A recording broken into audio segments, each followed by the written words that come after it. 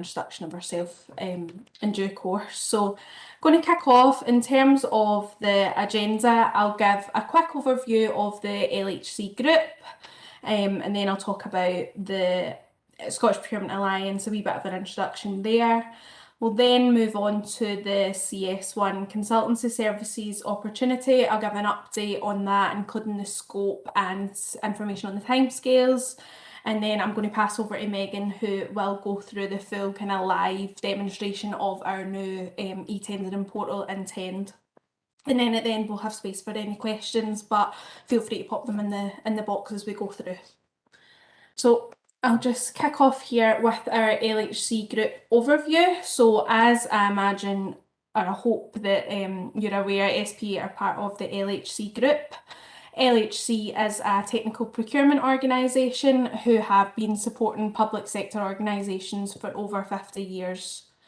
In 2014, the strategic decision was made to alter the organisational structure to support the localisation agenda of not only the UK but the Scottish and the Welsh governments.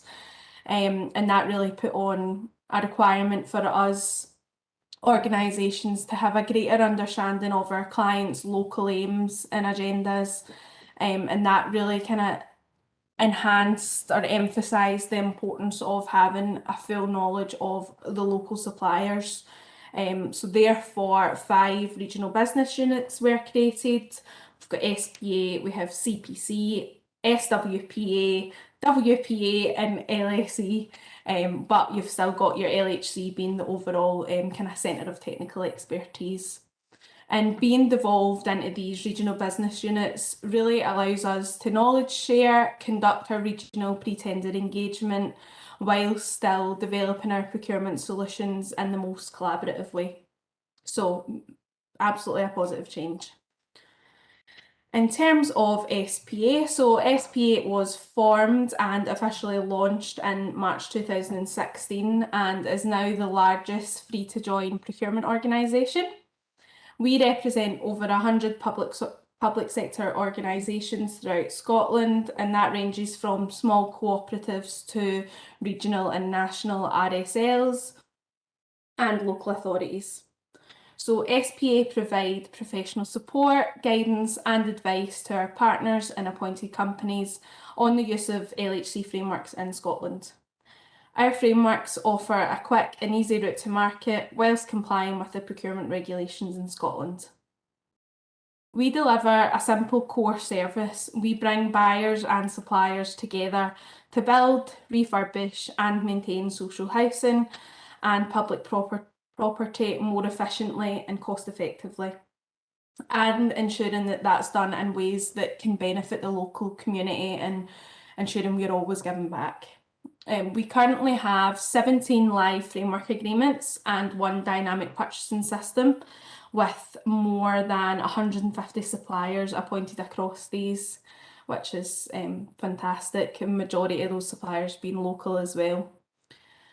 So utilising intelligent procurement solutions can offer more than just competitive pricing. We work with our partners and the supply chain suppliers to promote the delivery of tangible benefits through all of the projects that are procured through SPA.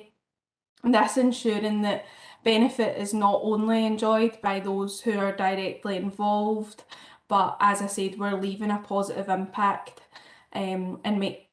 we're making a positive impact to the wider community, and the promotion of that positive social legacy is kind of fundamental to everything we do at LHC and SPA specifically.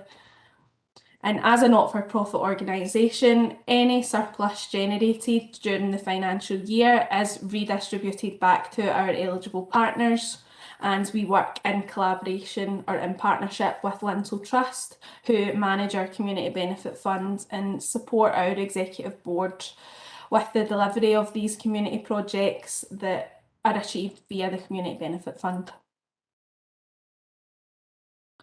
So I've just popped a quick slide in here that details the team at SPA. We've got our director Leslie, got the procurement team, we've got a technical team, we've got our client support, we've got our business support, and we've got a marketing team. So there'll be contact details at the end, and all of our numbers and emails are online if you don't already have details for any of those team members.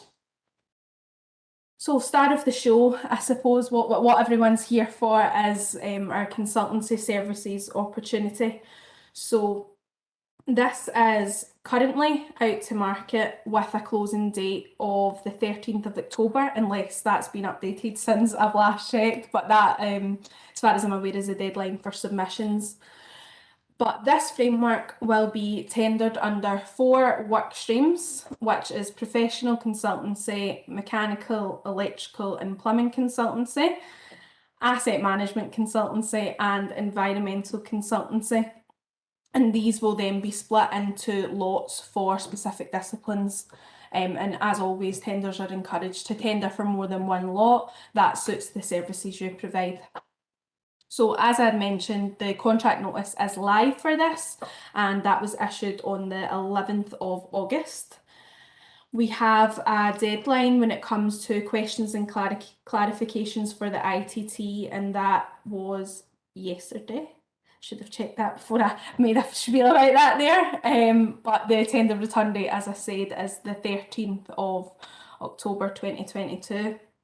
The evaluation period is expected to take up to the middle of January 2023, and we would hopefully be looking to inform bidders of the outcome early February, with the framework commencement date being the end of March.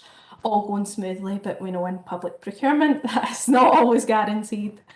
So in terms of the scope of works that are included in this framework, I'm not going to list out every single one because I'll probably take a long time and there'll be no time for anything else. But in terms of our professional consultancy, we've got the likes of architectural services, building landscaping, your construction project management, principal designer, employer's agent, you've got your clerk of works, your surveyors, etc. Within workstream 2, which is the mechanical, electrical and plumbing consultancy, you've got your, as above, the mechanical, electrical and plumbing consultancy, and also your building services engineer within that. Workstream 3 is our asset management consultancy, so the likes of EPC assessments, retrofit consultancy and digital coordinators are included within that. And workstream 4 is our environmental, so anything environmental, waste management and your health and safety advisors and consultants are included in that. And just a quick note in terms of the pricing, pricing submitted should be exclusive of VAT, but would be inclusive of the 2.5% levy that is applied to the framework, but everything is detailed within those tender documents that you'll be able to see if you're interested in applying. Just going to move on here. You'll get copies to this slide as we kind of mentioned earlier, but I've got links in here to the PCS contract notice and then the direct link for the intent portal, which we'll discuss as we go through the presentation here. And as I mentioned previously there, Public Contracts Scotland, so to ensure that we offer compliant solutions to all our partners, all opportunities and framework awards, award notices, extensions, etc. must be published on Public Contracts Scotland, and that is regardless of the tendering portal that an organisation or us specifically use to procure the framework. Everything's got to be readily available on there. So I just kind of wanted to start with this with a kind of caveat that everything will still be published on there regardless of our move to intend. You will still have, as I've included the link for the contract notice, that's still on there, and that just points you to the tendering site. And again, with the award notice, everything would still be published on PCS, so that we're just ensuring that it's compliant with those regulations. So that kind of covers everything I want to talk about. Again, happy to pick up questions, but if we're all okay, I will pass over to Megan, who's going to give us a live demonstration of Intend, our new procurement portal, if you don't mind, Megan.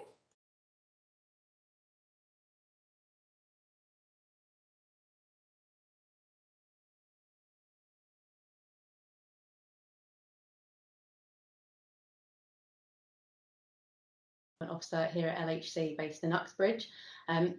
So I just wanted to clarify actually that the clarification period has actually been extended and it's now the 20th of September.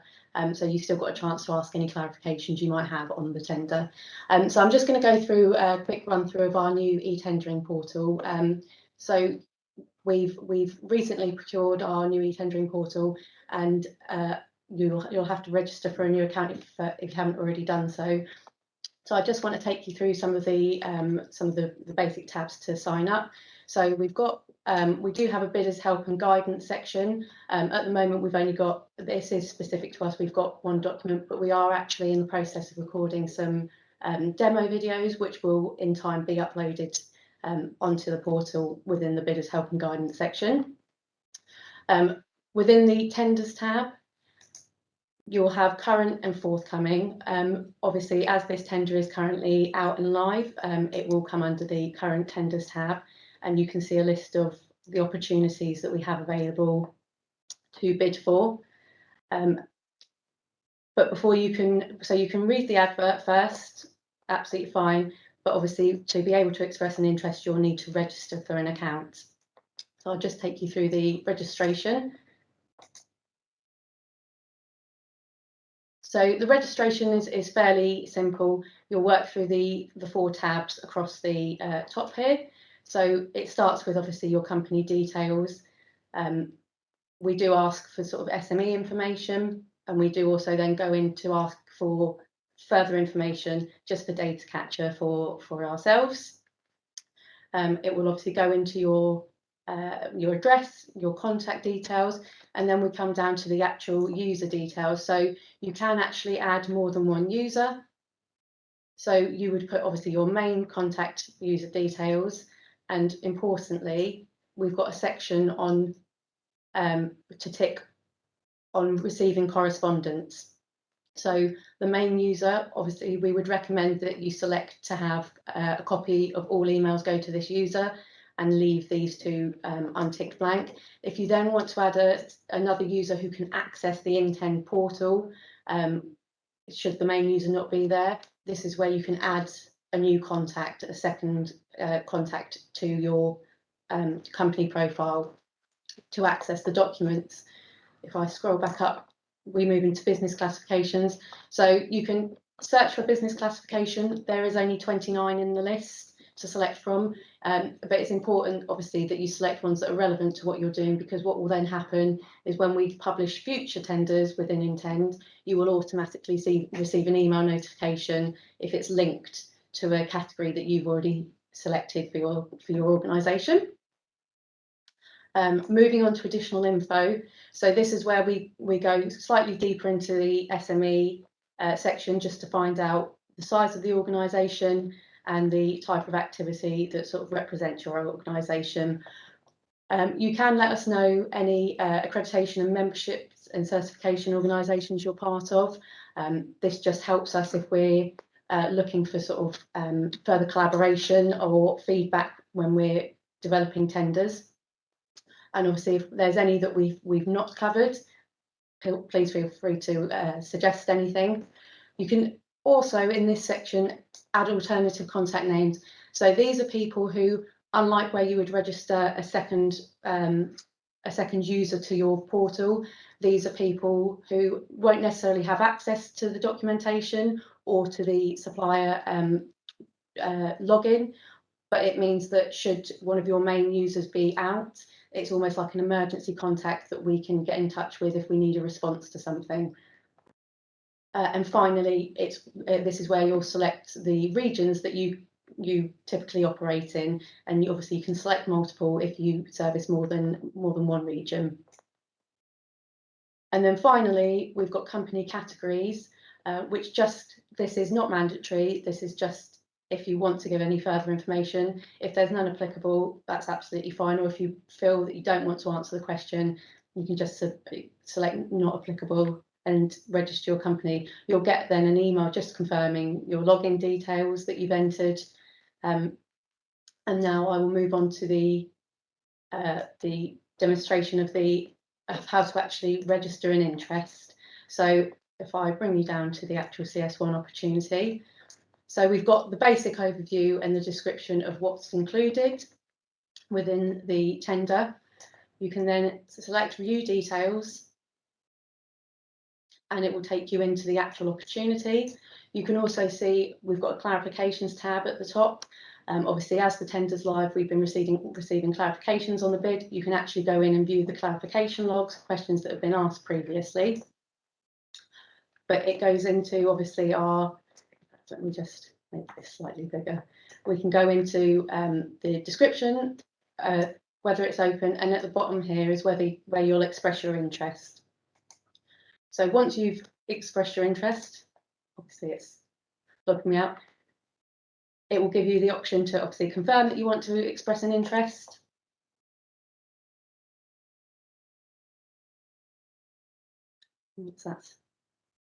Once that's worked, it will then open out into the and make available the ITT for you to review. So if I go into the ITT documentation, sometimes it takes a second just to catch up with itself, and it's got some instructions on how to attach and submit your documents. So firstly, we come to the information about when the tender's due back, the time remaining, and just sort of the dates we are at today. We've got obviously the basic information, the closing date, and again, the description of the procurement. We did hold a tender briefing webinar, which you can access at this YouTube link, which I would recommend doing because we did have a lot of good questions, and it just gives some advice on how to submit some of the documents that we require. So within the document section, we have the tender documents received main. So this is where you'll find all the tender documents that are required to be completed by all bidders. So it's out of order, but essentially what we want you to read is the ITT read first document. This breaks out exactly what we're asking for in the tender, the lot structure, the regional splits, and the weightings of the questions. So once you've read that, it's then down to you to decide whether you choose to opt in to submit a bid for the tender or opt out, at which point, so in fact, I should explain. So you'll then have all the lot specific documents. These will all disappear once you've selected the lots that you want to bid for. So what we'll do is if you scroll down the page, it gives you the option to opt in or opt out. So if you do at this stage decide that you want to opt out, it will give you a pop-up box just to give a reason that you want to opt out. This is again purely for us to collate and know sort of why people aren't interested. The key thing here is if you don't want to receive any further correspondence about the tender, you'll need to select this, and then you won't receive any further emails about it. If you then decide to opt in, you will be given all the lot structures. So it's then down to you to decide which lot structures you want to bid for, at which stage, so you can, it's literally a case of yes and no through them. And what will happen is it will then roll up all the further documentation. I apologise, there's a lot of lots here that you will not need to respond to. So within the return that we need from you, this is where you will upload all your documentation. So obviously we've got the SQ questionnaires, which are, and any sections in red are mandatory. So they're mandatory responses to the questionnaires, mandatory uploads. The blue sections are supplementary evidence that you might want to submit, but the tender return main is the section that all bidders will need to complete regardless. As we move down, we come to, as you can see, so lot 1A, because I've opted out of it, has been taken away. So it will only show you the upload section for the regions and sorry, not the region, for the lots that you've decided to bid on. Each lot has a lot specific response, and the questionnaire is just a checklist questionnaire to ask that you've submitted all the documents that are required to bid for each lot. So as Daniela said, you can bid for as many lots as you like, and against as many regional areas as you like. Once you've obviously completed the main tender document return and then your lot specific responses, it is a case of submitting your response. You can obviously go into these and update them if you at a later stage, but once you've submitted, you won't be able to return to it. So that's sort of a brief overview. We do actually have a slide deck which I'm happy to send out along with Daniela's slides today, just to go through some of the basics that were covered in this. But please do let me know if anyone has any questions.